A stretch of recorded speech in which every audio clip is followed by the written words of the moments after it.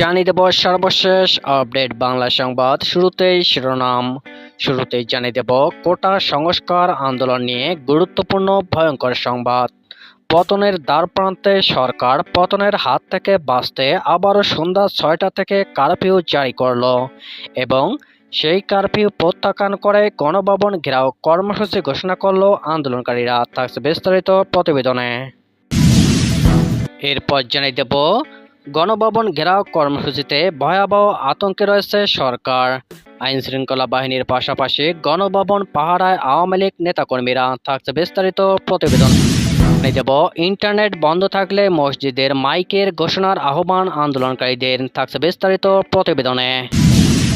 দেব যে কারণে একদিন এগিয়ে সোমবার মার্চ টু ঢাকা কর্মসূচি ঘোষণা করল আন্দোলনকারীরা। থাকছে বিস্তারিত